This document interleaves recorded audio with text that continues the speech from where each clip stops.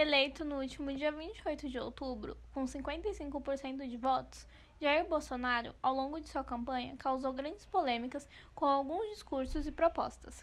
Entre elas está a apologia ao direito de andar armado e a educação à distância.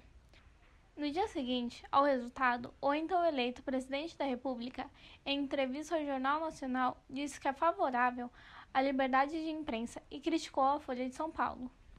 Mas aproveito para que nós realmente venhamos fazer justiça aqui no Brasil.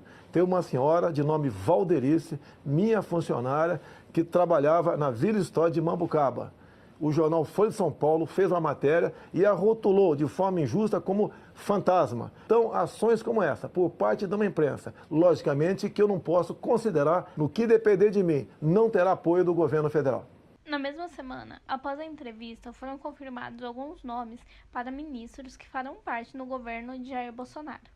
Entre eles estão Paulo Guedes, para o Ministério da Economia, Sérgio Moro, para o Ministério da Justiça, Marcos Pontes, para o Ministério da Ciência e Tecnologia, Oswaldo Ferreira, para o Ministério da Infraestrutura, Augusto Heleno, no Ministério da Cabine de Segurança Institucional e Tereza Cristina como Ministra da Agricultura. Ao decorrer das semanas, Bolsonaro se pronunciou para os demais cargos. Onyx Lorenzoni será ministro-chefe da Casa Civil e ministro extraordinário de transição.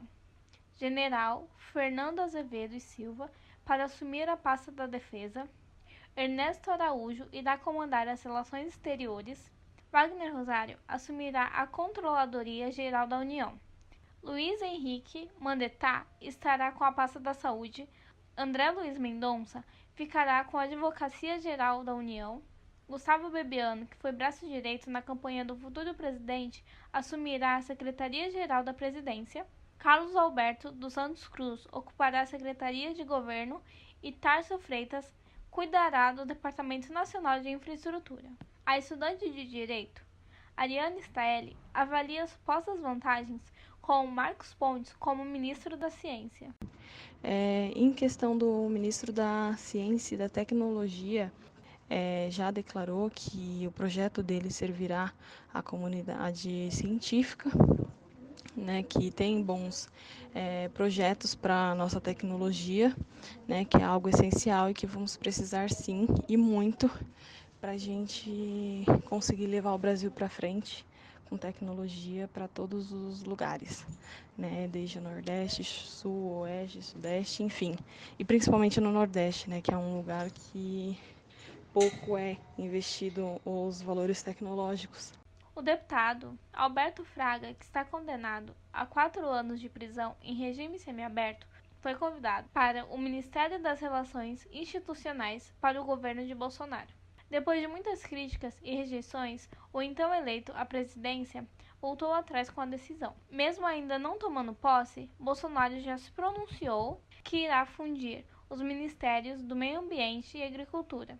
Outro ponto que pretende mudar será o Ministério do Trabalho, que irá fundir com outro ainda não divulgado. Se isso acontecer, os direitos trabalhistas podem se perder. O professor de História, Eric Celso, conta o que essas fusões podem causar de ruim para o país.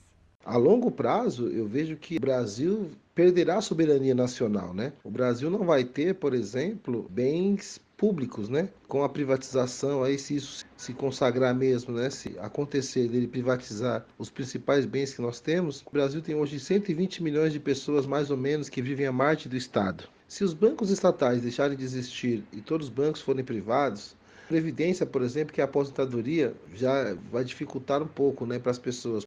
O governo que irá comandar o Estado será basicamente de homens brancos, héteros, conservadores e ex-militares. Os projetos que estão sendo postos à mesa são visivelmente conservadores e ferem os direitos de determinados gêneros. O cientista político Bruno Pasquarelli, em entrevista para o Tem Notícias, afiliada da Rede Globo em Bauru, conta como Jair Bolsonaro poderia aprovar mais projetos. Bolsonaro ele tem 10% de cadeiras com o PSL na Câmara dos Deputados e tem mais 10% de apoio de outros partidos. Ele vai precisar fazer o quê? Negociar cargos, negociar com esses partidos para conseguir governar, para conseguir fazer propostas nas mais variadas áreas, né? Seja na educação, seja na saúde, e aí sim conseguir a famosa governabilidade. Jair Bolsonaro começará seu governo em 1º de janeiro de 2019 e irá até o final de 2020. Com seu governo, pretende varrer a corrupção e pacificar o país, e terá vários desafios pela frente. De São Paulo, Pamela Assunção para a Rádio Fapcom.